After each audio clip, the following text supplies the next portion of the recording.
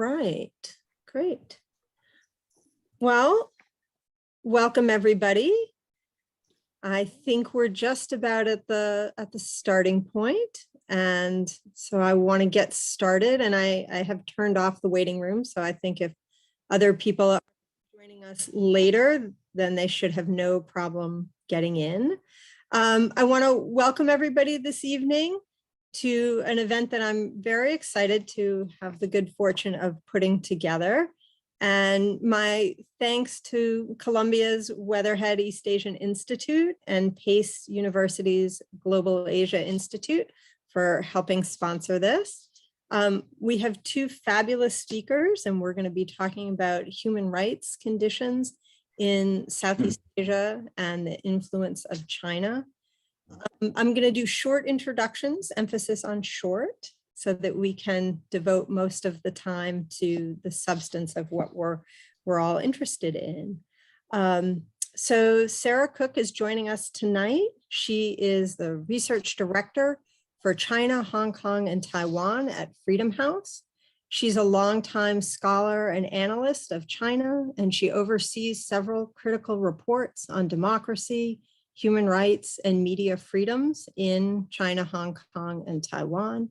She's the author of numerous reports and publications, most recently Beijing's Global Megaphone, and just this week has an article in The Diplomat on China's disinformation campaign, something that I'm looking forward to hearing more about tonight. Donald Emerson is joining us tonight from Stanford University, where he is a longtime scholar of Southeast Asia and director of their Southeast Asia program. Dr. Emerson's work bridges the academic and policy worlds, and he has extensive research and publications on regional relations in Asia, tackling issues like South China Sea's dispute, US-China relations, and ASEAN dynamics, and so much more. He also has deep expertise in domestic political dynamics in Southeast Asia on questions relating to democracy and governance. He's the editor of a recent book project on China and Southeast Asia relations entitled The Deer and the Dragon, Southeast Asia and China in the 21st Century. I'm delighted to bring these two people together in Zoom world to look at the current state of human rights, problems like growing authoritarianism and disinformation, and where we see links between China and Southeast Asia. The format tonight, we really want to emphasize the connections between both of their work. And so we're going to have Dawn start us off, and then Sarah, and then we're going to have a bit of a back and forth, and we'll have plenty of time at the end for questions. So Dawn, I'm going to mute myself and I'm going to turn it over to you. Okay, sounds good. I'll be right with you. Okay, thanks very much, Amy. I appreciate that. And I appreciate the opportunity to join Sarah and you and the folks who've signed up and see where it goes. What I thought I would do is begin with a kind of a wild, off-the-cuff question, which we may or may not get to later on, and then get down to reality, make some broad and hopefully brief comments about the state of democracy and by implication human rights in Southeast Asia, and then perhaps a comment or two about China. I'm not sure I'll be able to do that in 10 minutes, but I'll do my best because I know we've got limited time. So the broad and kind of wild question runs something like this. When we talk about human rights, we have in mind a classical liberal model of freedom of movement, freedom of expression, freedom of organization. Those are established human rights. It strikes me that with the advent of two gigantic challenges in the world today, namely, on the one hand, infection, the pandemic, and on the other hand, global warming. It's hard to imagine any issue more urgent than global warming. Certainly not over time between now and the generations that are going to have to suffer the consequences of inaction today, especially in the wake of COP26. I think it's on my mind as well as on other minds as well. In that context, I suppose one might imagine human rights that have not been included in the classical liberal list. Now, the right to health, I suppose, is not a brand new right. The right, however, to a planet, a livable planet, does strike me as a departure from the traditional list that goes all the way back to the Enlightenment, right? And Enlightenment in the 21st century, it seems to me, involves an effort to examine the extent to which our traditional conceptions of human rights are going to be satisfactory in the years to come. And if not, what can be done about that? Obviously, I'm not going to use that as a springboard to go on and on. It's a massive topic. It's an open question, but perhaps in the course of our conversation, it might recur. It might come up again. All right, now let me get down to the ground. How could one describe the state of democracy in Southeast Asia in a few words? Well, first of all, it's important to recognize that democracy and human rights are not the same thing. However, it strikes me that as a context within which human rights can either occur, be respected, or violated, it makes sense to think that democracy is likely to be more conducive to respect for human rights. I think that's probably a fair inference to make. So let me just, at the risk of stealing some of Sarah's thunder, she after all works for Freedom House, and I'm going to borrow the statistics from Freedom House just to give you a kind of overall sense of the situation with regard to democracy in Southeast Asia. Now, let's remember, I'm assuming everyone is aware, there are 11 countries in Southeast Asia. 10 of them belong to the Association of Southeast Asian Nations, that is to say, ASEAN. And I remember over the years, comments by colleagues, typically off the record, to the effect that ASEAN is nothing more than a club of dictators, a club of dictators. Well, to what extent is that accurate? I guess my response would be, it's not entirely inaccurate, but it certainly doesn't capture the range, the variation with regard to democracy inside Southeast Asia. Using the Freedom House categories, let's keep in mind that of the 10 members of ASEAN, 6 are not free, or labeled not free, 6 of them, that's a majority. They are Brunei, Cambodia, Laos, Myanmar, Thailand, Vietnam. More than half of ASEAN, in other words, by this measure, is despotic. Of those 6 authoritarian members, I might add, 5 are on the mainland, closer to China. If that matters. Again, that's a question mark. I'm not asserting that it does matter, although I think probably there is a case that it does matter in some significant way, but I don't want to exaggerate it.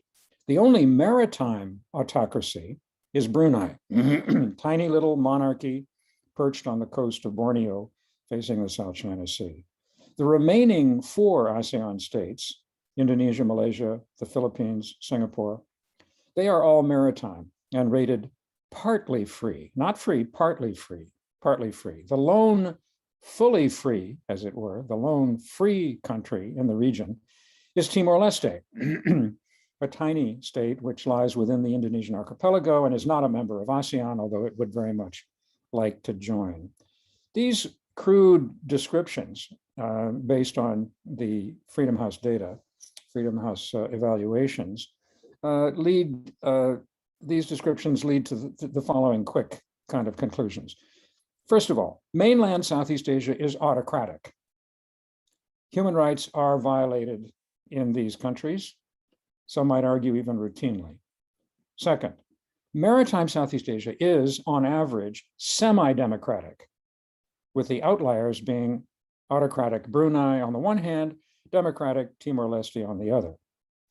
Third, ASEAN's membership tilts authoritarian, being 6/10 autocratic, 4/10 semi-democratic, and 0/10 democratic by Freedom House standards. So that gives you a rough idea of the mixed picture, at least as I see it, using the Freedom House judgments.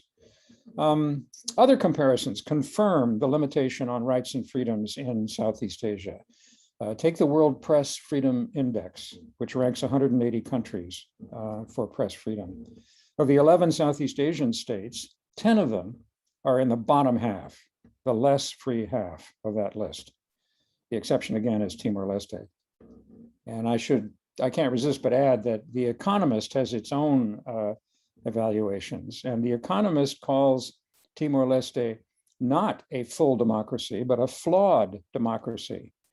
And I might add that the United States is also a flawed democracy in the consideration of The Economist. So you can imagine the kinds of debates and interpretations and arguments that gives rise to.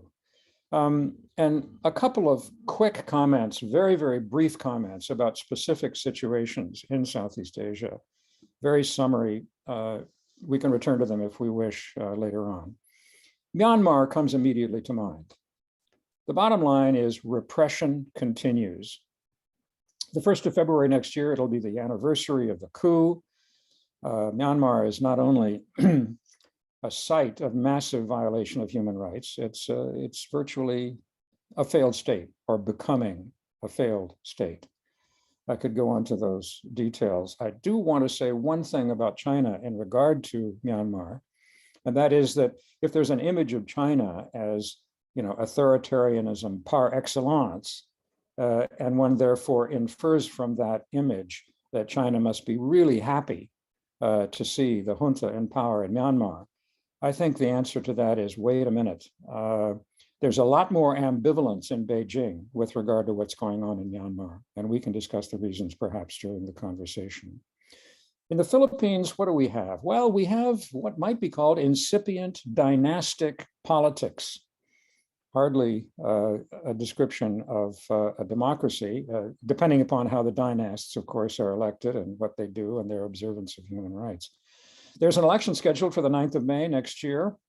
Without going into the details, the candidates include the son of the late dictator Ferdinand Marcos and the daughter of the country's current authoritarian ruler, Rodrigo Duterte. Without wanting to make too much of a judgment, because this is about the future and one cannot predict the future, nevertheless, those particular candidacies, seems to me, do not augur necessarily an improvement of the democratic situation in the Philippines, if anything, possibly the reverse. In Indonesia, we have what might be called democratic erosion.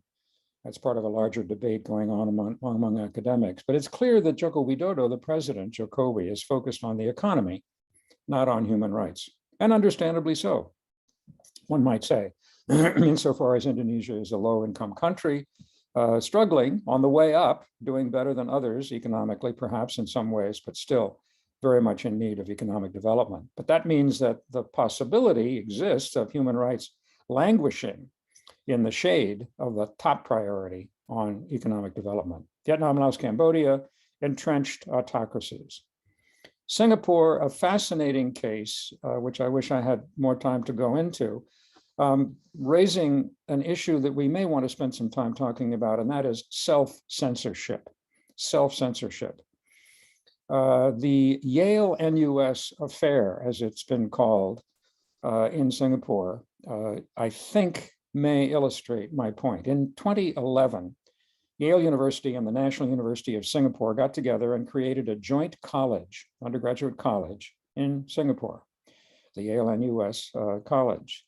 And it was an experiment. And just recently, the experiment was not terminated, but it was put, if you will, in that category, because at the end of the current academic year, the Yale NUS cooperation will cease to exist. I could go into further reasons as to why that is the case, but there is one argument that is being made, namely that the curriculum that Yale NUS observed, much of it presumably taken from Yale, included freewheeling discussions of a range of sensitive issues, and issues that might be sensitive, especially in a place like Singapore. And that therefore, what really happened was a victory for self-censorship. That is that the universities involved, National University of Singapore in particular, pull back from a relationship with Yale precisely because of the necessity from the standpoint of the regime for individuals in Singapore to engage in self-censorship, lest they raise controversial topics which could threaten the stability of the country. And I guess this leads to my final point, leading into, I hope, a further conversation. And that is, what is China up to, and what is China's relationship to all of this? Well, I think the first thing which is very important to say is that China is, when I say China, of course, I mean Xi Jinping's China now, that Xi Jinping's China is nothing if not pragmatic. Xi Jinping is not an evangelist for democracy, for autocracy. Xi Jinping is not an evangelist for autocracy in Southeast Asia. Think of the self-described uniqueness of China. Characteristics, Chinese characteristics, socialism with Chinese characteristics. China is an ethno-nation, Han nationalism. It's understandable that this is a limiting characterization, self-characterization. If you're Han, fine, then you're part of the model. But what if you're not Han? To say that China is exporting a model of authoritarian rule in Southeast Asia is an arguable point. But to say that China is dealing only with dictatorships and pushing other democratic regimes to become dictatorships because they prefer to deal with dictatorships, no, China is promiscuous in that regard, ideologically promiscuous.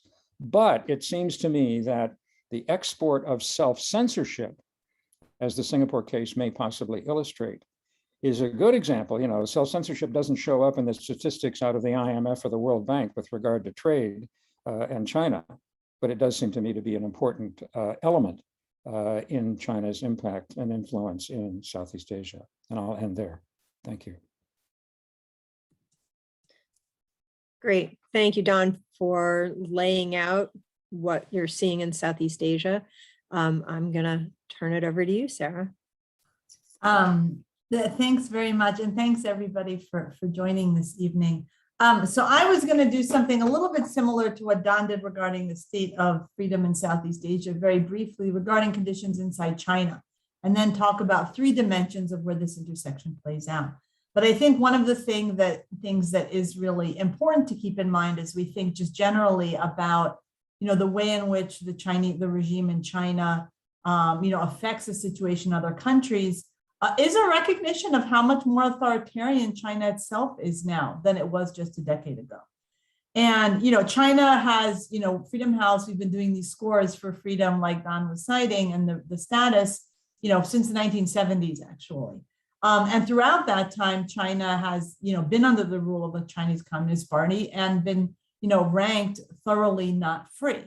But still, there was a period of time in the 90s, in the 2000s, in the 80s, actually before Tiananmen, but then a little bit again in the 90s and a bit then in the 2000s, where you saw bits of upticks, especially on the civil liberties side, especially on measures of, transparency, engagement with civil society and things like that, rule of law, where there were minor improvements. But I think what we've seen over the last 8 to 12 years is a real rollback, even of those modest improvements. And I think this preceded Xi Jinping, but he certainly and absolutely has accelerated it. So just to give you a sense of the change, in the edition of Freedom in the World that covered the year 2012, so that was the year that Xi Jinping came to power, China's score was a 17 out of 100. So 0 being the worst and 100 being the best. So, if you got that kind of a grade on one of your tests for Professor Friedman, you probably wouldn't be too happy, right? But fast forward to the latest edition that was published earlier this year, China's at a 9. So we're talking about a country that was already deeply repressive and not free, is just about half as free as it was before.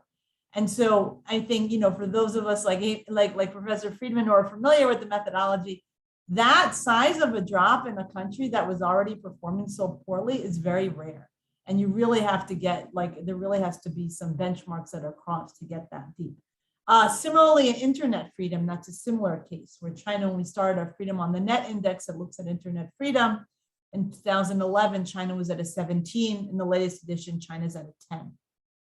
But I think what these data points don't quite capture the qualitative difference. And for any of you who have worked on China or followed what's happening in civil society on social media in China, it really is such a sea change in terms of what people can do and talk about. So many activities that were previously tolerated, just getting on Twitter, just liking a tweet, just posting on Twitter, let alone if you were a Uyghur, wearing a beard or reading the Quran or teaching the Quran to your children. I mean, so many things that were tolerated and in some cases even promoted by the party are now severely punished. We're not talking about just being censored or having something deleted or account closed. We're talking about years in prison. And so I think that's where it's just such a harsher form of authoritarianism. I think the other is the role of the Communist Party politically in the political system in China and the expansion of the role of the party, because there's already this parallel structure. You kind of got the state institutions at the party on top of it. There was some separation a bit, and especially more formally since structural reforms in 2018, the party is in the state. And I think that's relevant when we think about what's happening outside China, because when you're thinking about companies, that are based in China that operate outside, when, they have party cells in them. When you're talking about the Ministry of Foreign Affairs, when you're talking about the Chinese state media, who are now formally, structurally supervised by the propaganda department of the Communist Party. So I think those things all have, repercussions for both what China's doing, but how we think about what the CCP is, how we look at it in terms of what's happening internationally. And so I think that kind of domestic aggressiveness has correlated also with international aggressiveness, whether we're talking about, activities in the South China Sea, or we're talking about the work of the United Front Work Department and political influence. So I think, a lot of these things have been going on for a long time. I think it's accelerated and people have started to take more notice of it in the last few years, partly because the CCP and the regime has just been more brazen about it, partly because a lot of it was primarily happening before in the Chinese diaspora, to be honest, and now it's leaking over to mainstream society in many countries, and so there's more recognition of it. So what I want to talk about is with regards to Southeast Asia, and these are global phenomena, but with regards to Southeast Asia, there's really three elements of kind of how China is affecting human rights in Southeast Asia that I thought would be useful to talk about. One, and that are based on some of the research that Freedom House has done. One is this question of exporting digital authoritarianism. And I would agree with Don on this in general, that I don't think that the CCP is necessarily trying to promote a certain model of authoritarian or promote authoritarianism per se. I think they do want to promote maybe sometimes a particular form of a development model, especially a state-led economic development model. But I think a lot of where you see the expansion of kind of the norms and the bad practices, the authoritarian practices, are really from a more pragmatic perspective. It's just about the way in which China-based entities, whether they're official or they're companies or their media outlets, do business and do things, and that ends up having a negative effect on human rights, often in other countries, not always, but often. So one is exporting digital authoritarianism. And so the 2018 edition of Freedom on the Net, was looking at different ways in which this type of, aspects of the model of internet controls and surveillance and digital surveillance in China was spreading globally. And basically they found that 36 out of the 65 countries that were assessed in that year, one of the ways in which this export was occurring was through trainings, where you would have officials from other countries going to China. Now they do these kinds of trainings, they do all kinds of political party-to-party trainings, especially for kind of leftist Marxist parties in different countries. But this was specifically talking about media elites and government officials with regards to new media or information management. And so actually 30 of the 65 countries, 36 had sent officials. And in fact, a good contingent of Southeast Asian countries were in that group. So that was Cambodia, Indonesia, Myanmar, the Philippines, Singapore, Thailand, and Vietnam. So pretty much the full contingent of Southeast Asian countries that we cover in that index. So that was one element. That's stuff that's continuing now. And I'll talk a bit later about a project I'm working on now. We're seeing that happening. Or Indonesia analysts said that was one of the things that surprised them, that there were this many visits from China, trainings of Indonesian officials going to China, because some of this is about, it's not censorship per se, it's a lot of it is like guiding public opinion. It's more like kind of information management and manipulation. The other relates to the export of actual digital surveillance tools. And this was in 2018, but 18 of the 65 countries had imported some form of sophisticated digital surveillance and facial recognition technologies from China, and that included Malaysia and Singapore. I imagine if you check now, including regarding Huawei safe cities, that number would be larger and that list would be larger, but I didn't have a chance to do that. So that can be your homework. The second, so that's one element, is where you see, basically some role that China and Chinese officials are playing and technology companies are playing in informing or strengthening particular tactics and practices that maybe lean on the more authoritarian side within countries in Southeast Asia. The second is, I would say, is called transnational repression. And that's essentially where you have, and this is again a global phenomenon, regimes, usually authoritarian, that take action to engage in some kind of repression, usually against members of exile and diaspora communities based in other countries. And so some of my colleagues actually created this whole database of cases since 2014 with regimes like China, but it's also Russia. Rwanda is very active in this space. Saudi Arabia. There are about 30 or so origin countries that they found cases of them engaging in this type of, especially physical attack. So that could be assassination, that could be assault, that could be forcible deportation, that could be physical attack. And they basically documented 608 cases of transnational repression between 2014 and the end of 2020. Of those, 214 originated from China. So China, the Chinese government was by far engaging in the most comprehensive, sophisticated, and global campaign of transnational repression around the world. And Southeast Asia had the most cases of any region. There were about 164 cases from Southeast Asian countries. That was largely, that big chunk was because of the one big Uyghur deportation case from Thailand. But that was over like 100 Uyghurs who were sent back from Thailand. But there were, I would say several dozen incidents that had been documented not only in Thailand against other communities, but in Malaysia, Myanmar, Cambodia, and Indonesia as well. And, again, these cases that we documented and kind of counted, those are only the physical attacks or the forced deportations, the Interpol notices, detention by the foreign government of people at the request of the Chinese government. Thailand doesn't allow. But there's, verbal intimidation from the embassies, digital surveillance, those are much more widespread and really a daily reality for many members of exile communities. Now, one of the things that stands out with regards to China's campaign of, and the CCP's campaign of transnational repression is the sheer breadth of targets. Because a lot of regimes, like you'll see, like the Russians will assassinate some former insider. And then in other cases, the Turks are going after the Gulen movement or the Kurds. But the CCP's list of enemies is pretty long. It includes former officials and, looked after for anti-corruption. It includes a full spectrum of Uyghurs, Falun Gong, people practice Falun Gong meditation, Tibetans, Hong Kongers now, people from Inner Mongolia, let alone, political activists, dissidents, artists, journalists.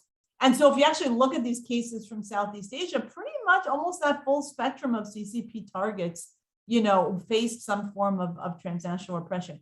And that included in the region, Uyghurs, Falun Gong practitioners, Hong Kong activists, pro-democracy dissidents, human rights lawyers, journalists, a political cartoonist, a bookseller, businessmen, and family members of activists. So like one of the cases in Myanmar was the son of a human rights lawyer, who was like the 6th teenage son of a human rights lawyer in China who was being prosecuted and repressed. And a couple of activists tried to get him out to Burma, and basically the Chinese government got the Burmese authorities to stop him and send him back. That was like in 2015, 2016. So I think you really see, I think to Don's point on geographic proximity, right, that you really do see Southeast Asia being a hub. And, again, this phenomenon precedes, Xi Jinping's era. I know somebody who had been working on a case in Thailand like 2002 of some Falun Gong refugees who had UNHCR status. and the in Cambodia, and the Cambodian police showed up and sent them home. And then there were 2 other refugees who ended up escaping and are now in Europe somewhere and were able to get out.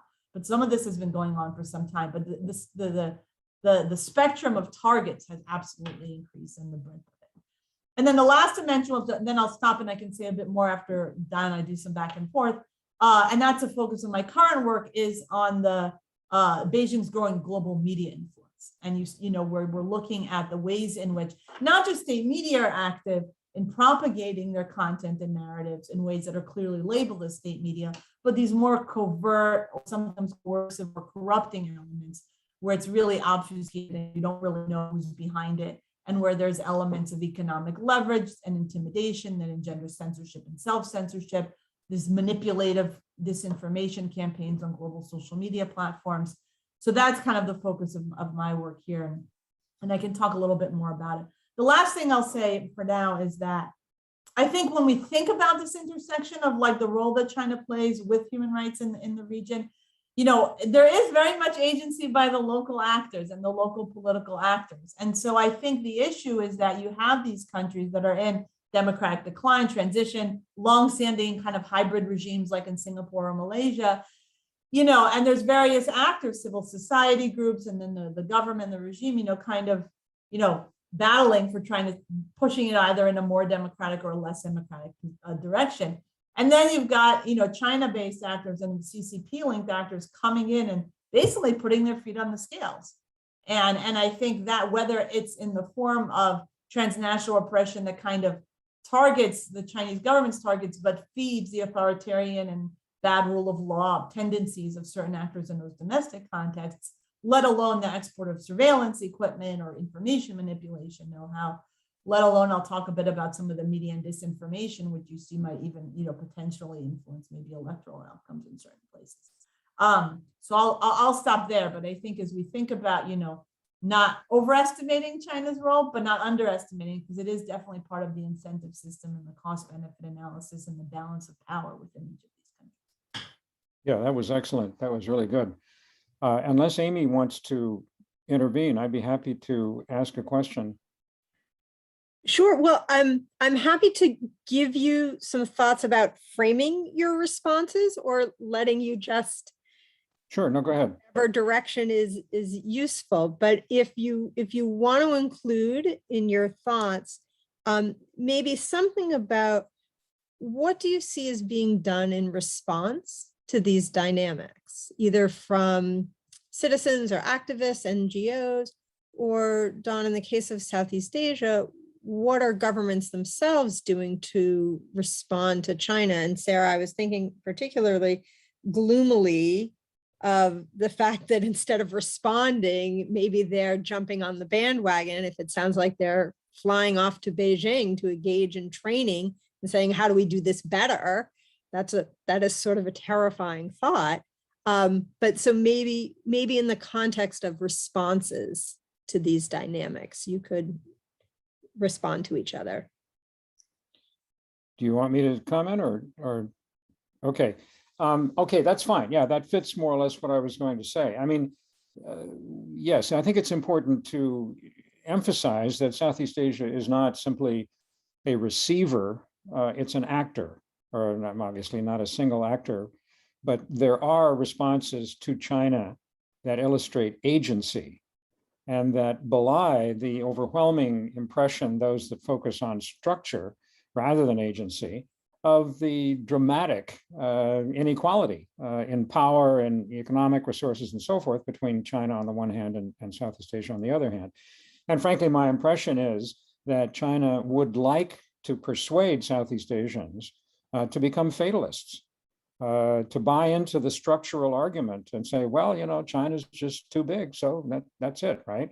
And the good news is that they have not succeeded in doing that, at least not to the extent that I think Beijing would like for that to be done. There's a crucial distinction, it seems to me, going back to what Sarah was saying, between indirect and direct intervention.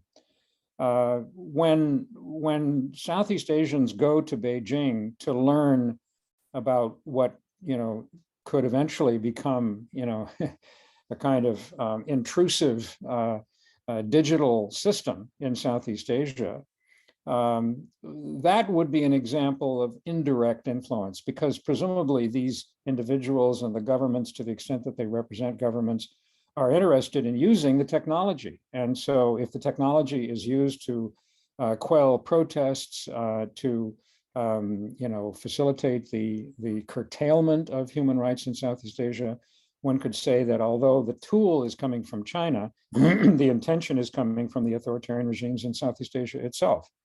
Now, an example of a far more direct intervention would be the possible instrumentalization of the diaspora, of the ethnic Chinese diaspora in Southeast Asia. Now, that corresponds much more to our traditional notion of what intervention means, right? And I wonder, perhaps, Sarah, if you could comment on your findings with regard to that particular issue, especially when it comes to, for example, Chinese language media in Southeast Asia, the extent to which they may be influenced from Beijing. I'd really appreciate any thoughts you might have about that. Sure, and I can speak to, well, we're still in the process of doing this research project. So this new research project is called Beijing's Global Media Influence, and it's really looking at the kind of the footprint, the way in which the Chinese government influences media in other countries, including 6 or 7 countries in Asia, and of that, like 4 or 5 in Southeast Asia. And then also the resilience and kind of the pushback. And I would say I think about it often similarly in terms of there's kind of the direct and then there's the indirect. I mean, I think, so Chinese language media, I mean, a lot of it is very much influenced generally around the globe by the Chinese government, by Beijing, and they have these whole conferences and media summits and things like that.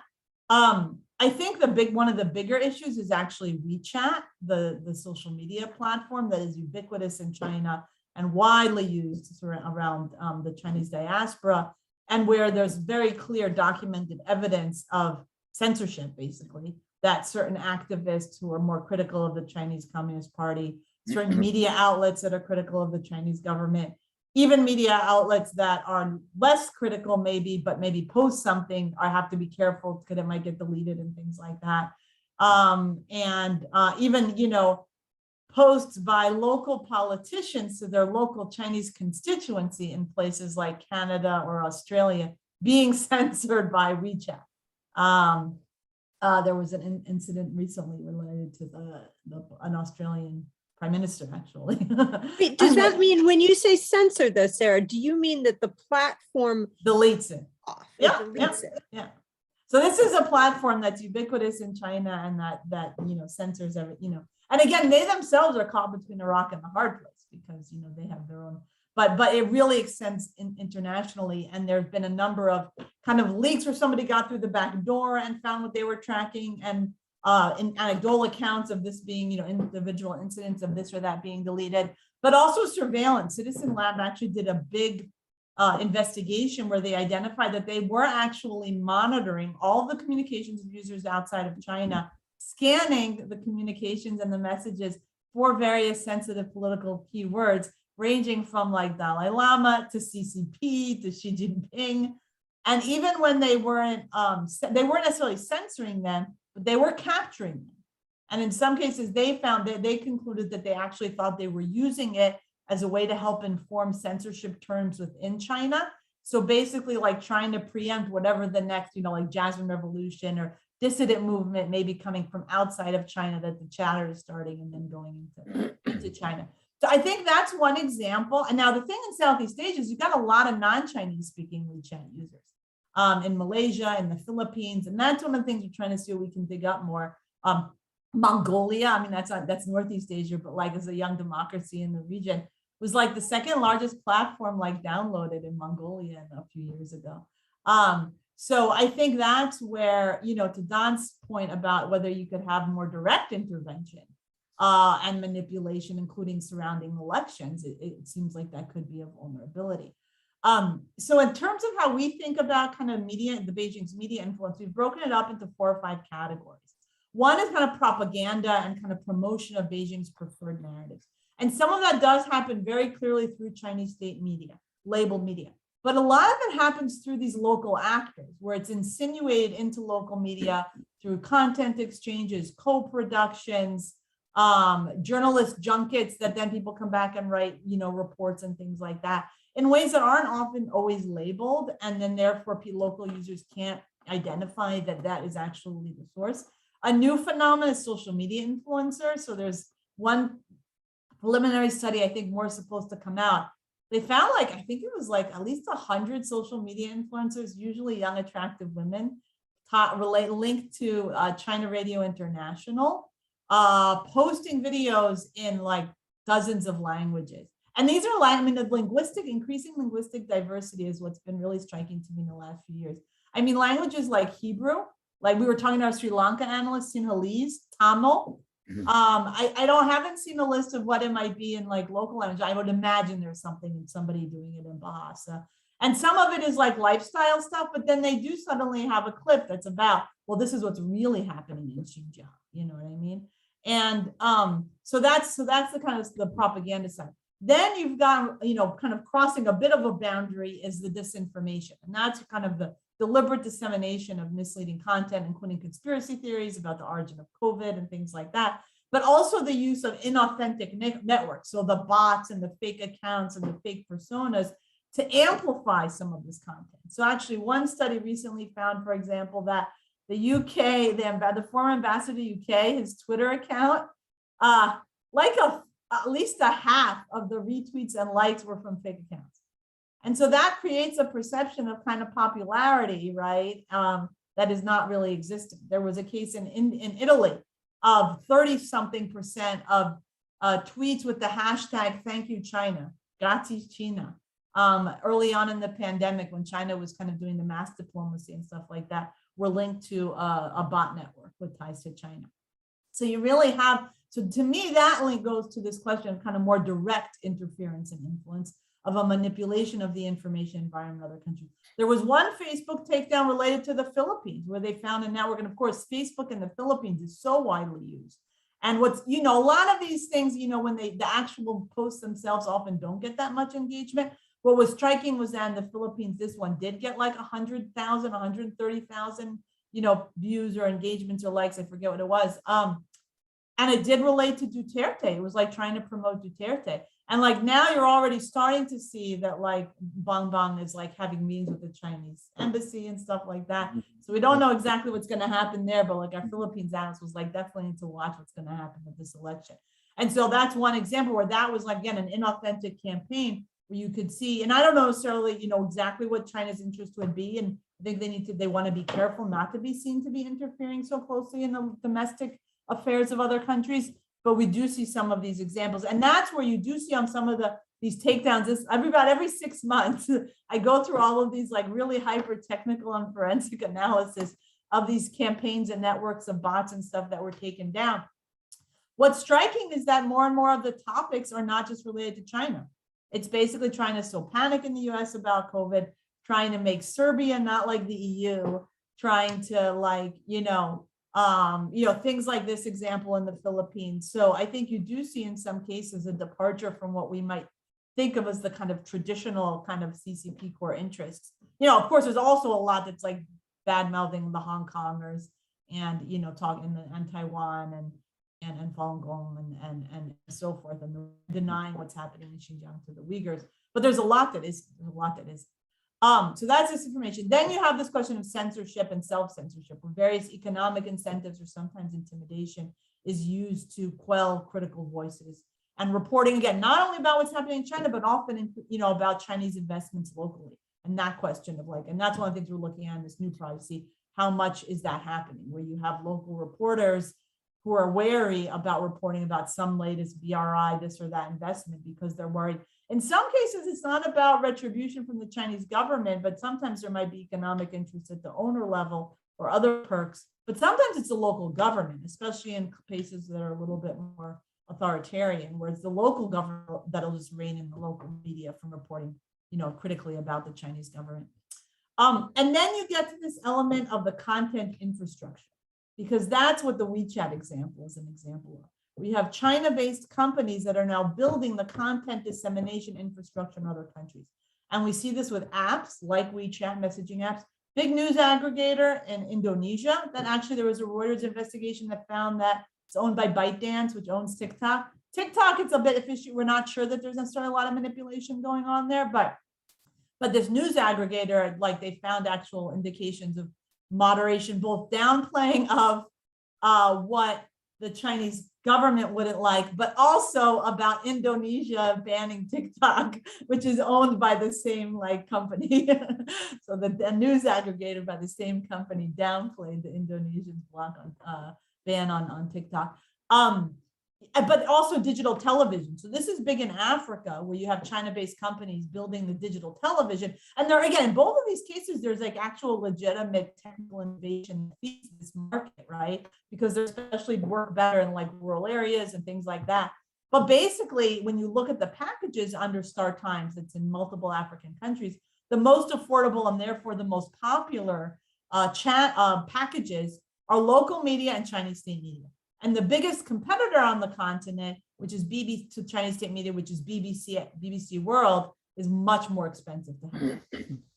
And so actually I was looking it up, and you have other Chinese companies building the digital television infrastructure in East Timor and Cambodia, and at least in some cases, piggybacking Chinese state media channels onto it as well. And then, well, I can say something about the devices too, like Xiaomi and Huawei. There have been some new revelations. And then the last is this question of kind of the norms, how much is China, whether it's through trainings or maybe filtering technology that's shared or other things like that, influencing the norms and the ways in which local political actors or local media actors in the media are thinking about, the information space or acting against their own political opponents, for example, domestically. So I think that's something also the Philippines has come up as an example of like Duterte's communication folk at the presidential level, kind of learning a few tricks maybe from the Chinese government. So I mean, I can give a few other examples. I mean, Xinhua content and Chinese state media are all over the region. And let me see if I think those are some of the main examples. Yeah, and I mean, like I said about the influencers. So anyway, I'll stop there, but that's kind of the general framework and some of the examples I see of how it plays out in Southeast Asia. But actually, I'd be curious if Don or Amy have heard of other tidbits of this or how they see this playing out, given your greater familiarity with this particular. Yeah. Well, that's absolutely fascinating, and I guess I'm still struggling with a gap, with a sort of empty space that I'm trying to fill analytically between all these activities that you have described that China is engaged in. And on the other side of that gap is a series of events that causes an increase, perhaps even an institutionalization of repression in countries that, may previously have been, kind of free and now are increasingly less free. In other words, the causal implications looking to the future. And I think there are two possibilities here that occur to me. One is that all of this ultimately is wolf warrior diplomacy, right? It's track one. China is well known for actually demanding gratitude in Southeast Asia, which is a kind of a strange notion. It seems to me, at least the way I was raised, you don't demand gratitude, you earn it, you don't demand it.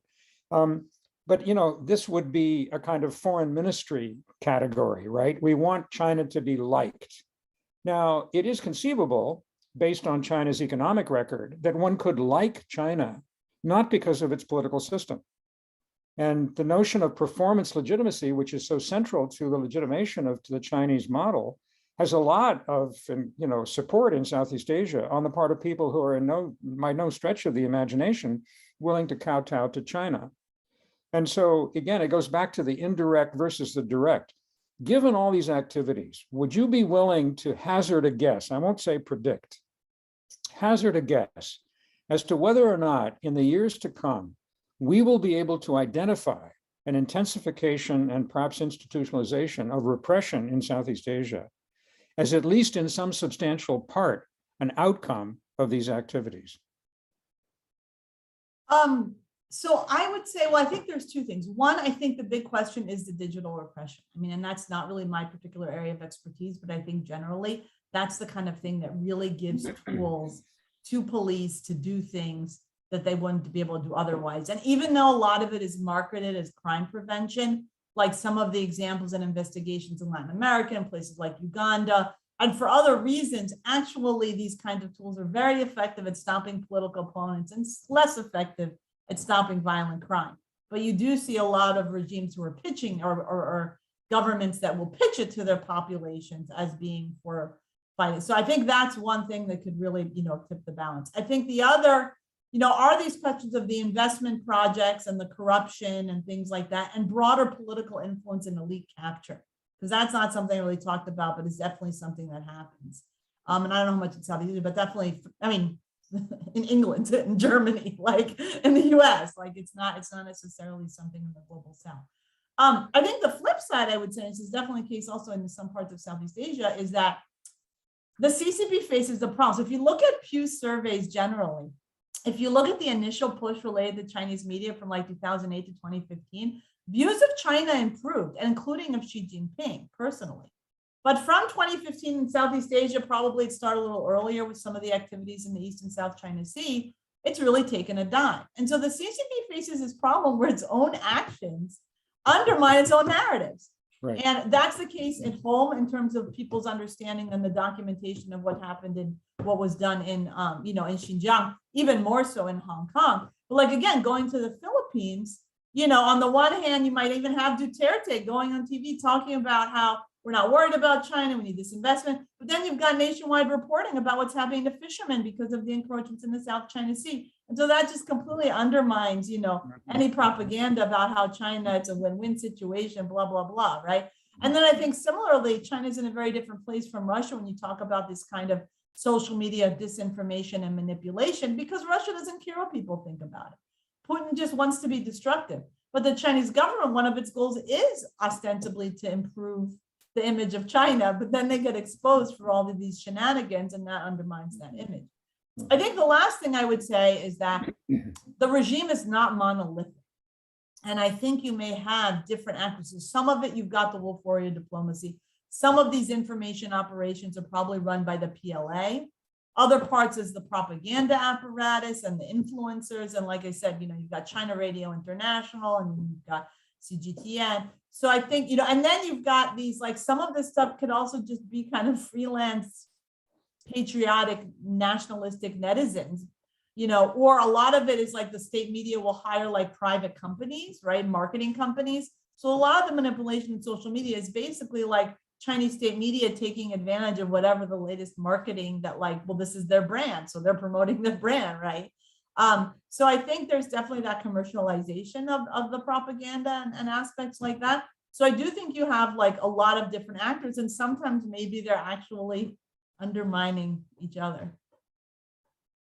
Yeah, well said. Well said. Absolutely. I want to jump in maybe and Don, follow up, I think a little bit on what your remark was. So years and years ago, I think it was maybe Tom Friedman and the Lexus and the Olive Tree. He made an argument that when authoritarian regimes hit tough times, when the economy was bad, often that was the moment where they were forced to open up the political sphere. They were forced to implement political reforms and give, a little more space to freedoms because they were in a weak, vulnerable position otherwise. It seems to me, and I wonder if you had thoughts on this, that we're in a profoundly different world now. That whether it's COVID or climate change or, any kind of human security issue, insecure regimes are now in a very different position because of these surveillance tactics. And instead of bad times being perhaps a catalyst for political change, bad times could be a catalyst for more repression. Do you think that you're seeing that in Southeast Asia? I mean, is Myanmar like the poster child for that? Yeah, I think My view is a little bit different.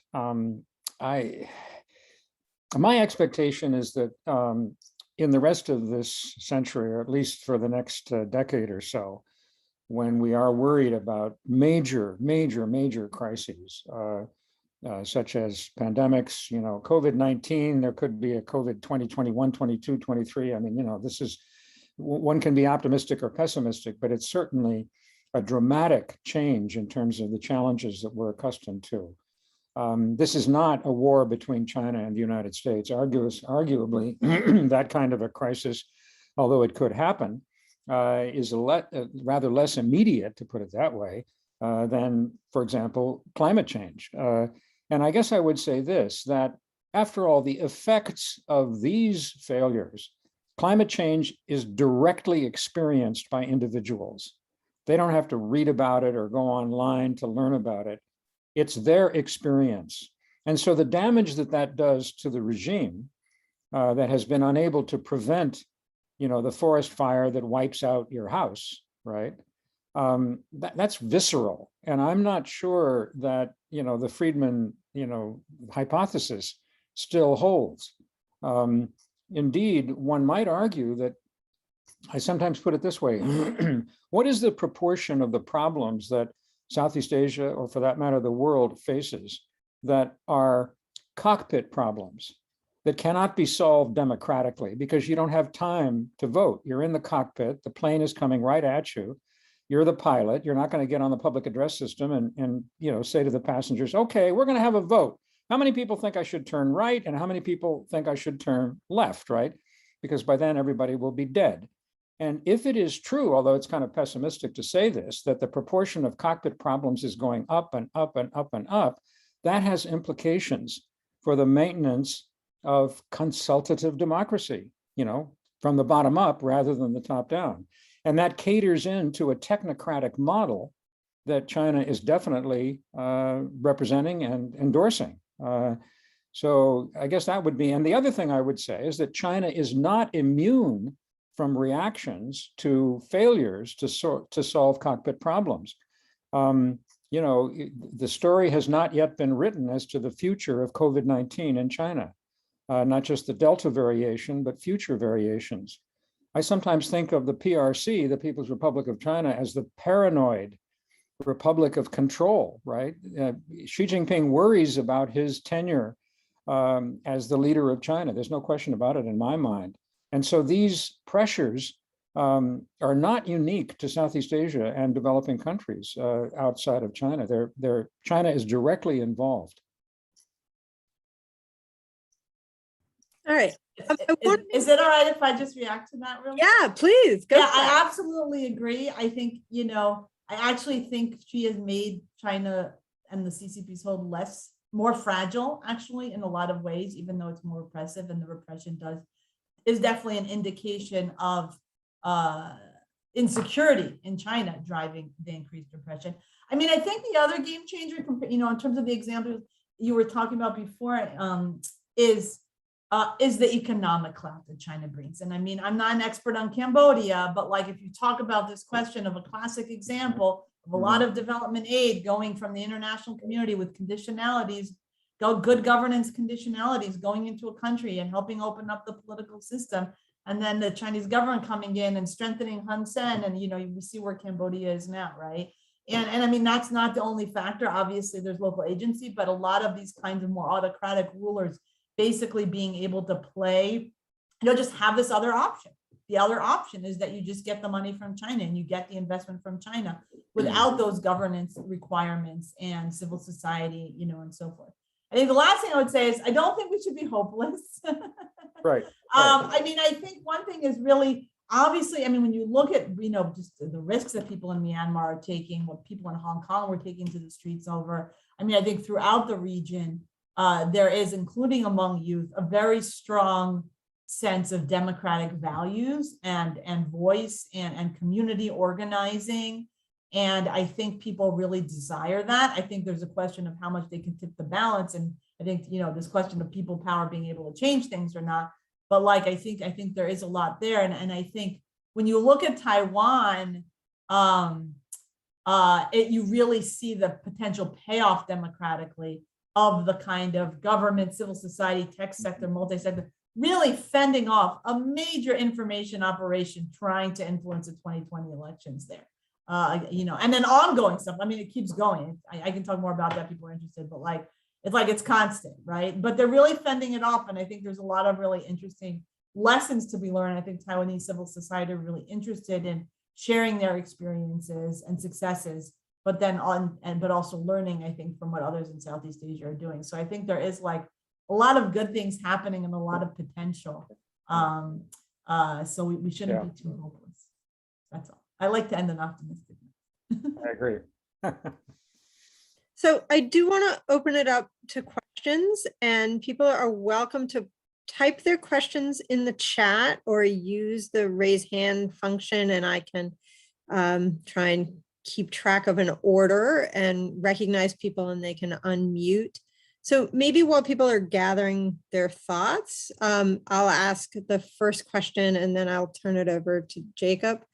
So I wonder if you could each maybe comment on what should or what could US policy responses be to human rights issues. The US is sort of known for neglecting Southeast Asia or focusing on the wrong things as far as Southeast Asian countries are concerned. So just briefly, what do you think the US can do, if anything, to address human rights issues? Sarah, you want to go ahead? You're in Washington. I'm actually north of New York. First of all, I think the U.S. does. In terms of funding civil society and independent media and things like that, I think the U.S. parts of the U.S. government do a lot. The U.S. government is not monolithic either.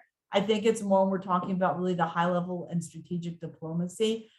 And I don't really have such a good answer on what the U.S. should do. I think one thing it shouldn't do is, even as it's trying to prioritize, pushing back against the CCP and Beijing's influence, being careful about staying silent on what's happening in other countries that it sees as partners.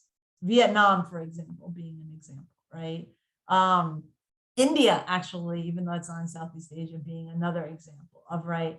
Obviously these are really important, countries in terms of, and they're antagonistic to China for their own reasons, but have, their own, either entrenched authoritarian regime or backsliding democracy. And I think that, I'm not sure that US policymakers have really figured out exactly how to square that circle.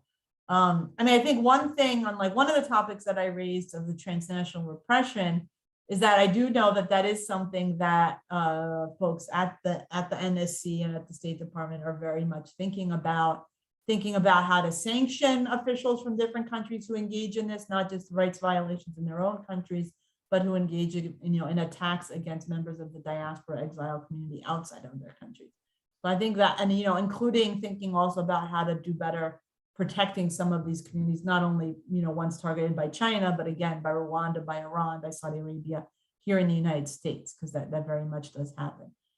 So I think that's one element that the U.S. I think overall, there's going to be a lot more bang for the buck in trying to figure out ways to stop things from getting worse in terms of the negative impact that the CCP's foreign influence has on human rights in different countries.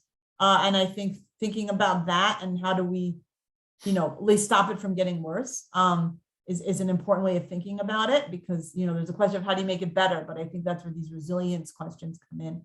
And then within China, I think a lot of it also relates to complicity. And we're talking about what's happening against the Uyghurs, other forms of forced labor in China, political and religious prisoners. I think there's this question of, how do we make sure that our companies aren't complicit?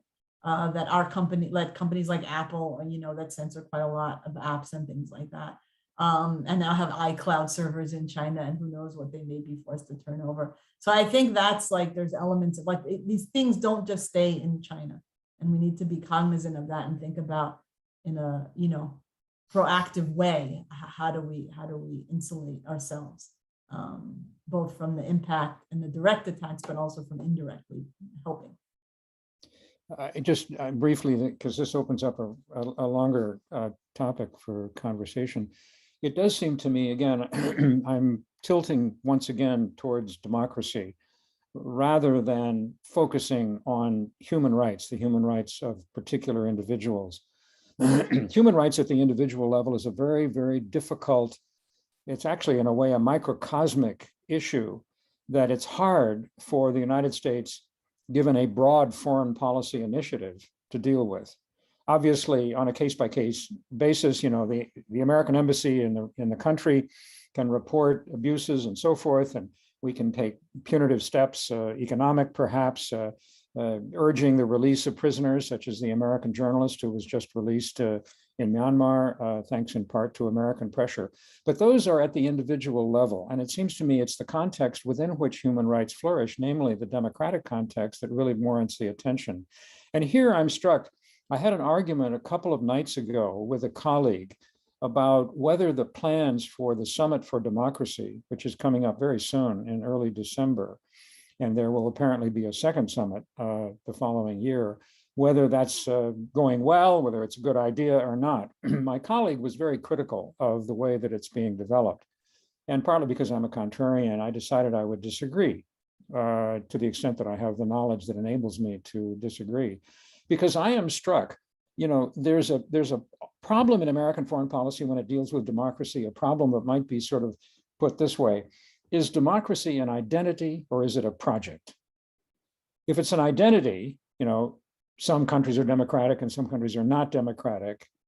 That leads into something that most people have never heard of, the Sunnylands principles, which were developed a couple of years ago at a meeting that included Asian representation, including representation from Southeast Asia. And it was an effort to make democracy a little bit less libertarian and more group-oriented, and therefore perhaps more palatable in other countries. Now that was an interesting example of democracy considered as an identity, democracy as content, right? It disappeared. It went nowhere, as far as I can tell. But what I like about the Biden administration's plan is, rather than the difficult question, of course, being how do you invite people to a conference when they can only be democracies, otherwise they can't be invited. Now, the Indonesians in the Bali Democracy Forum for years have finessed that problem by inviting any. The last time I was at one of those meetings, you know, I got into an argument with the Hungarian delegation, which, you know, is not looking very democratic these days, right? Because the Indonesians feel, no, you don't want to exclude a category from the beginning. And so actually, in an odd sort of way, it seems to me the Biden administration, although they wouldn't put it this way, has bought into that insight, because instead of rigorously excluding all, you know, you don't want to do that. It's the non-democracies are very much part of the problem, right? And so the idea is, rather than deal with democracy as some kind of identity, you know, 5 principles that you have to keep to, or 6 or whatever, the idea would be to ask, though it's a little bit like COP26, to ask those who gather in December, the countries, what projects to improve the democracies that either they have or want, what projects would they think of that would be useful in that regard? And I find that refreshing, unlike my colleague who doesn't think it's going to work. But I'm a little more optimistic, I think. That's great. Jacob, let's turn it over to you. I guess more of a speculative question, so I don't know if it's appropriate, but you guys have mentioned that, or specifically Carter has mentioned that there's more, there's contradictory actions from the Chinese government, at least diplomatically, that seems in conflict with their goals. And she had alluded to the fact that maybe this is political instability. Do you think the political instability is coming from Xi Jinping's ongoing centralization of power, and maybe removing some of the checks that were put in place in order to distribute it? Or do you think this is just like a natural end state of autocracies, especially in China's case? Sarah, you want to? Yeah, I can answer that. So one report I wrote in 2015 was called the Politburo's Predicament. It was on the first 2 years of Xi Jinping. And the starting point for that, which was really interesting for me, was to look at some of the academic literature on this question of the CCP's like strategies for survival and after Tiananmen, and what were some of the ways in which they were able to adapt, their model, their authoritarian system to allow it to, escape the fall of the Berlin Wall and to create this, gigantic economic superpower. And the thing is that Xi Jinping has chipped away at so many of those pillars, whether it was the collective leadership, the rotation of power, the allowing some civic space for input. And so that, fewer people feel the this kind of 95-5 situation. You get 95% of the population that aren't repressed and 5% that are repressed. So most people feel that they're not repressed, right? And he's just kind of chipped away at so many of those pillars that I think that's really why it's created a situation where the regime is less stable, because of just looking at how, autocracies evolve in this question of succession politics, right? If something happens to Xi Jinping, it's not clear what's gonna, if he gets COVID, which is why he hasn't left China in 2 years. He's not left China since the beginning of the pandemic. Is that, that it creates a much more less stable regime. And then also, he's gone after so many political enemies. He's created so many political enemies in the party too. So on the one hand, he centralized power and suppressed everybody. On the other hand, there's a lot of people who are upset at him personally, but also a lot of people who disagree with what he's been doing. I mean, you actually, one of the people who was recently sentenced 18 years in prison was this CCP member, was a real estate mogul who had initially been a big V on social media talking about air pollution, but then got censored, and then wrote a big thing about on some other social media platform criticizing Xi Jinping for the handling of the pandemic, especially the early days in the initial cover-up. And he got sentenced, he got kicked out of the party and sentenced to 18 years in prison. But I don't think he's the only one. And so I think that's where there's a lot, I think, happening underneath of the surface than what we know. And you see a periodic, and then so that's at the top. And then you've got the bottom and the grassroots states where things periodically pop up. I mean, when the doctor who had initially been one of the doctors who talked about COVID and got censored on Wechat, when he passed away, the hashtag "We Want Free Speech" went viral in China. It was shut down within a few hours, but viral, millions.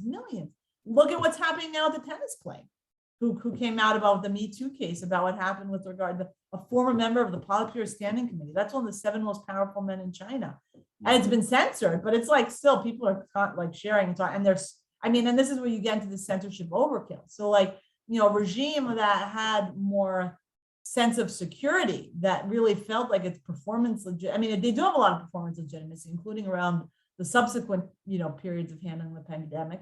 But there is also a lot of dissatisfaction, including around things like internet censorship and stuff like that. So, so I think that's where they're kind of, he's walking a bit of a fine line.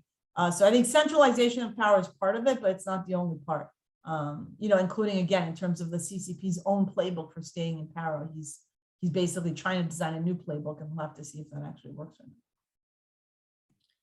not. I want to ask a question that was raised in the chat to Professor Emerson, and then Carter and Samantha. So that's the order I have. I'm making sure that I see everything. So Margaret Scott asked, Don, could you answer the question that you asked Sarah, is how is China viewing the diaspora in Southeast Asia? Wow. Yeah.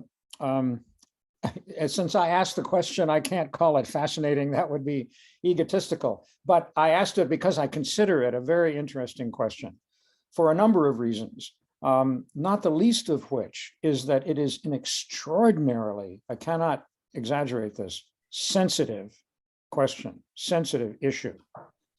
Because the diaspora, which amounts to, in some countries in Southeast Asia, a substantial minority of the population, never mind Singapore, which of course it's the vast majority of the population defined in ethnic terms.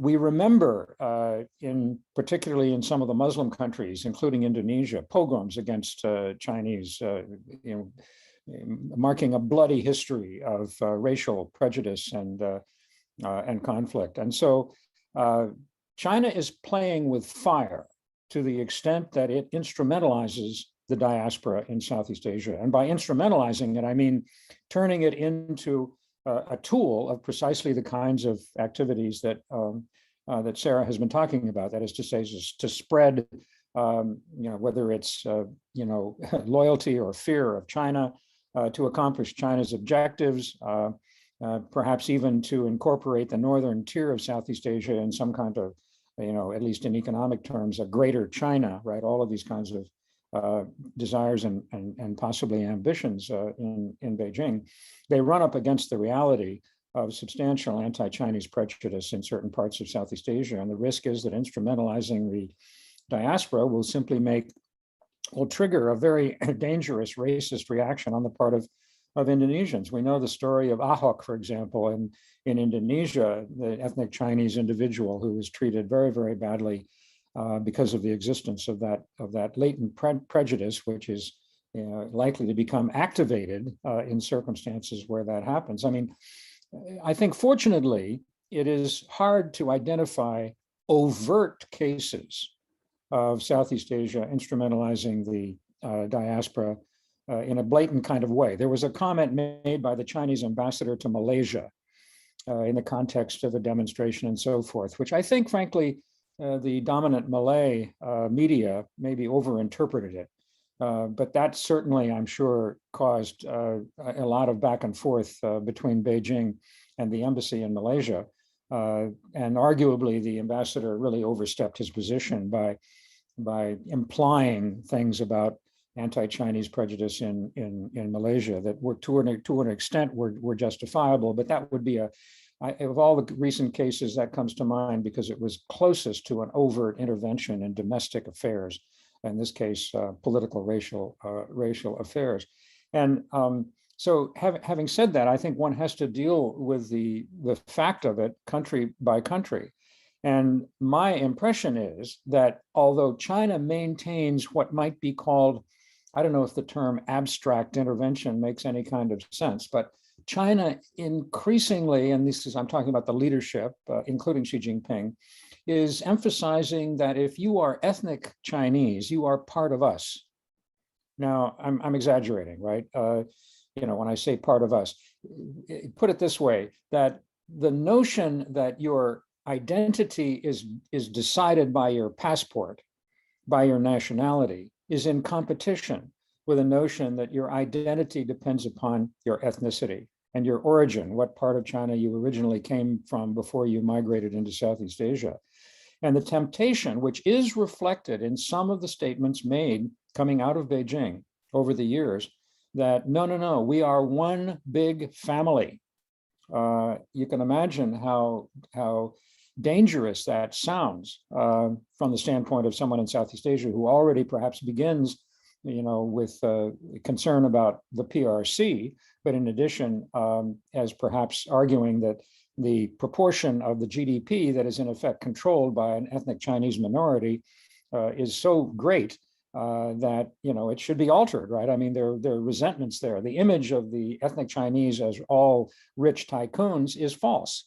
No, it's false. I know that from personal research in Southeast Asia. There's no question about it.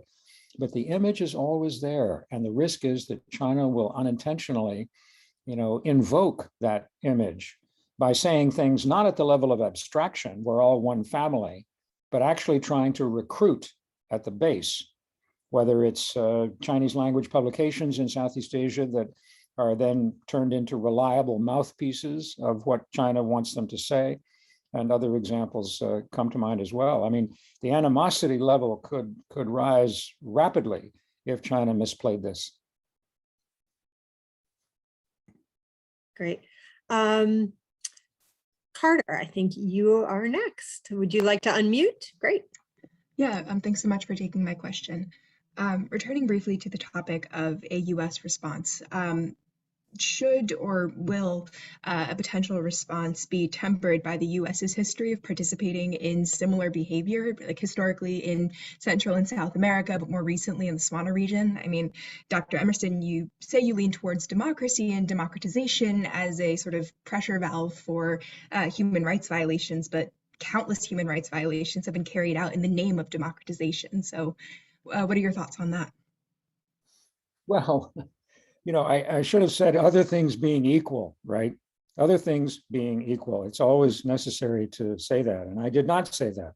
Yes, I mean, democracies can be all kinds of things. They can be corrupt. They can tolerate brutalities.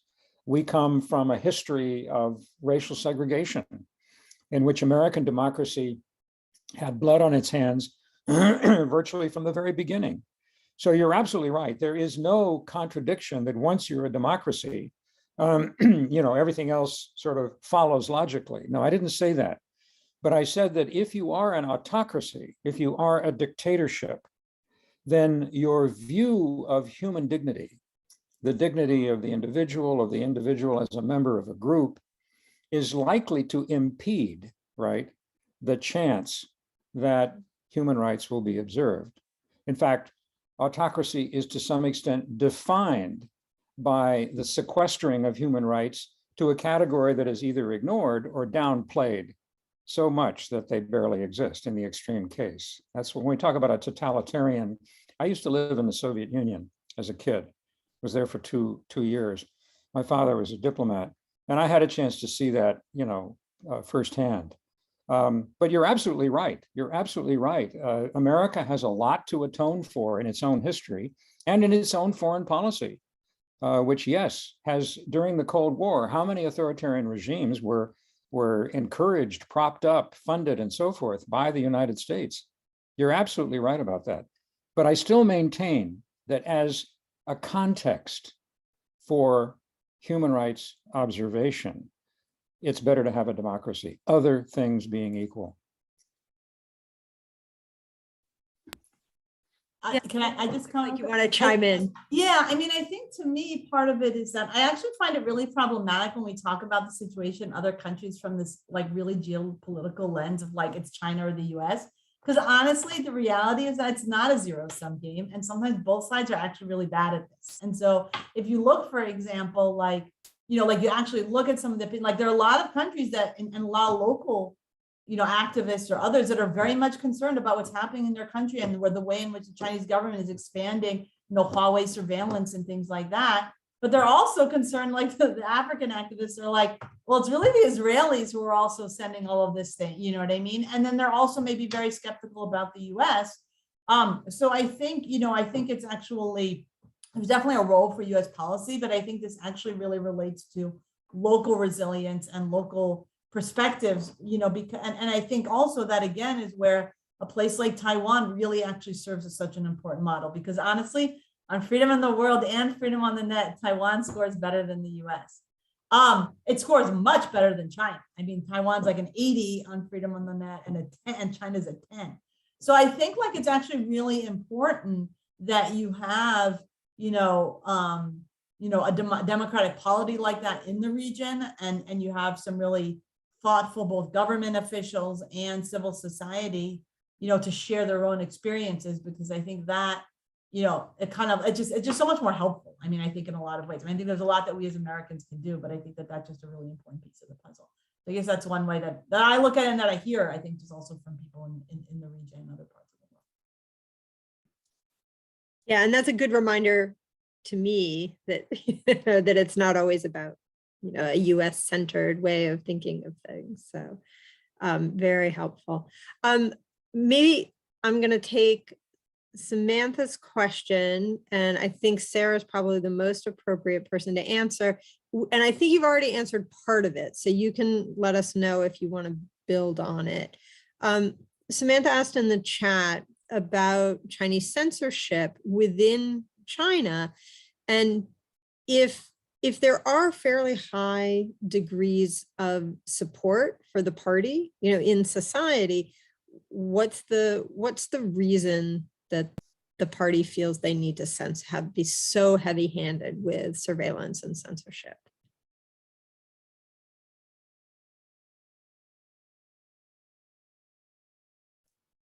Oh, sorry. That's the $1 million question. I mean, the answer is that clearly there isn't as much popular support, because honestly, actually regimes that are more confident are more likely to go. If the CCP thought they would win an election today, wouldn't they hold an election? right? I mean, and it's like to the level of like, they intimidated a bunch of people running for the local People's Congress in like Beijing. There were like 14 candidates who withdrew because they were being intimidated and stuff like that. I mean, I think it's very much because like they don't think that they have that level of popular support that they need to suppress dissenting views, right? Because like it's very manipulated, because like you used to have so Asean Weibo is like the microblog account, the Twitter version in China. 2009, 2011 was like the watershed of it. And the CCP really lost the upper hand. And Xi Jinping, who's much savvier about this kind of the internet and what it is than his predecessors, came in and was like, what? No. And just basically shut it down, really. Went after the big V's. I mean, so in this Politburo's Predicament report, you can see some charts where like on Asean Weibo in 2012, what were the top news feeds? And it was like, you know, like the main Chinese state media weren't really up there. It was like, you know, like some more autonomous media that were commercialized media, did more investigative reporting. A lot of them have since been kind of gutted and co-opted, you know, taken over. The real journalists were kicked out. And then like fast forward 2014, it's like CCTV's #1 and Xinhua News and Sina Weibo. Sina itself has all these news feeds so that they could centralize the news. And so, I mean, that was the era where you would see these like, you know, officials with fancy watches being like tracked down and exposed because their watch did not at all correlate to like what their income's supposed to be.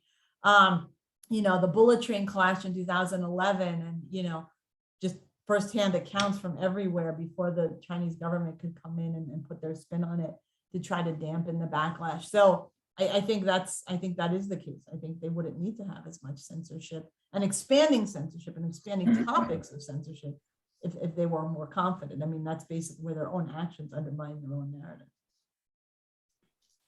All right. I think we're going to take one last question since I'm keeping half an eye on the time. And Cheryl, you get the last question.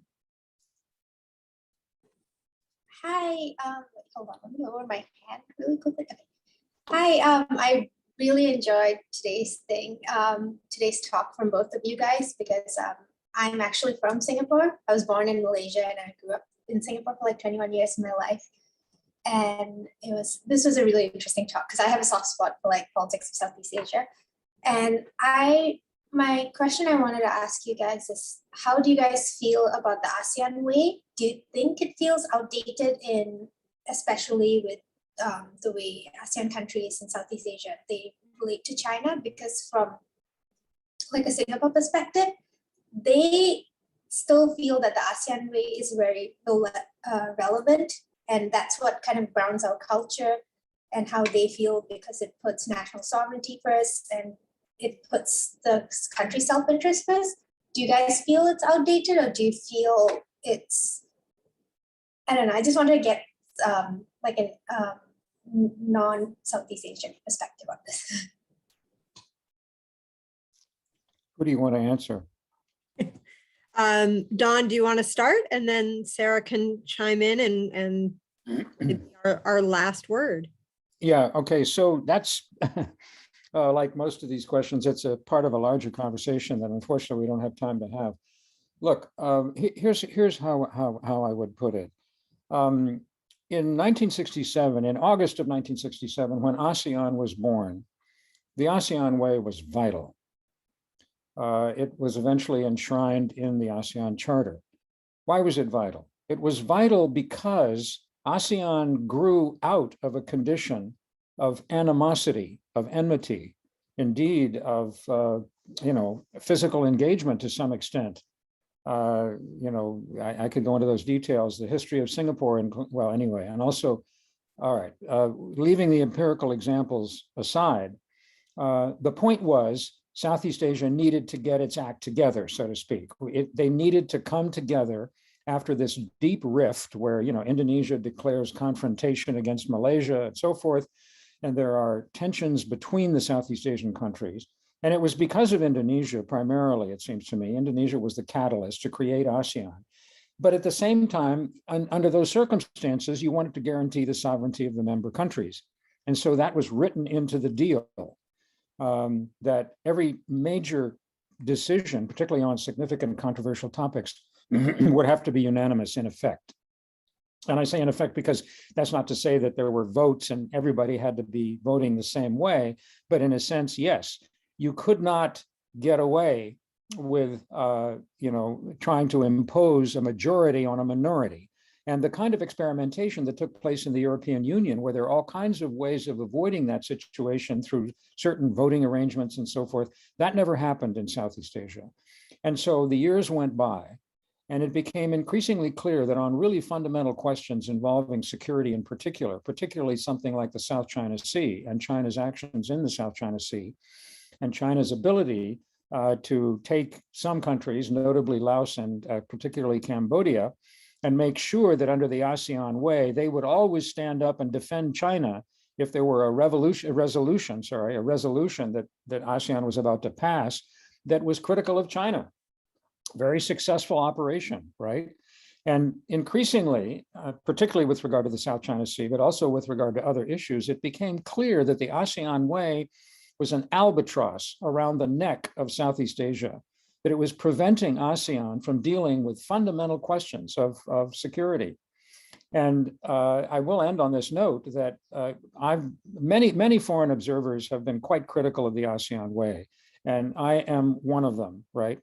I never really was persuaded by the defenses that were offered, and we don't have time to get into the arguments back and forth, but I want to say this, that 2021 could turn out to be a bit of a watershed year with regard to the ASEAN way, because for the first time in the history of ASEAN, a member country, in this case Myanmar, was in effect, and I say that in effect because there are lots of details here that I'm going to have to skate over, was in effect denied entry into the East Asia Summit. That is excluded from a meeting, a summit of the heads of state of the other 9 member countries of ASEAN. This was a dramatic development, quite apart from the situation in Myanmar. The question now is, will the ASEAN way be amended in a manner that will enable ASEAN as a collective organization to take decisions, critically needed decisions on controversial questions? That remains to be seen.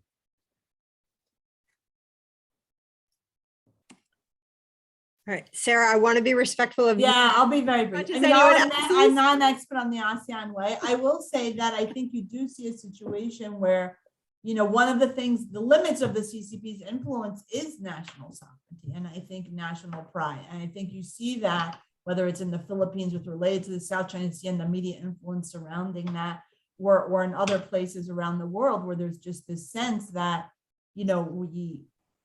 I think it's true. I think sometimes it's national sovereignty. I think it is also this element of democratic values where people are in countries that are relatively democratic, they're pretty open-eyed about what the CCP is. I think what everybody's trying to do is trying to see, can we take their money without compromising our political speech and our political values? And the best way to do that is to be open-eyed and put on as much as you can of the safeguards ahead of time. So that's where it's really important to have certain media regulations that have investment screening, that have transparency on foreign investment and in media, and ownership and things like that. Because I think time and time again, the economic leverage has been activated when, maybe not immediately, when the CCP wants to, when it's important enough to the CCP, they will activate. And I think that's where the infrastructure issues and we need to put the safeguards in now. Otherwise, you could see 2, 3 years, 4 years from now, much more meddling by the Chinese government in elections in other countries because they can, because everybody's using WeChat or because they're controlling the television networks or because of whatever reason. If it's important enough to them and they care enough, whatever reason, one way or another, they'll do it if they can. So you have to make sure that there is limits on that, but you need to do it in try to do it in a transparent and proportional way. So that's where I'll end on that. Maybe not so hopeful, I guess. All right. Well, I'm absolutely thrilled. I thought this was a phenomenal session. So we can virtually join together and give our speakers a round of applause. Thank you for joining us here. For members of my class. We'll take a break of 10 minutes or so, and then we'll reconvene on our own Zoom for the rest of our evening. And to those who joined us tonight, thank you very much. And everybody should enjoy the rest of their afternoon and evening. Thank you both. Bye. Thank you. Thank you very much. Thanks, everybody. Yeah, thank you. I'm happy to stay on for a few minutes if people have questions or things they want to address.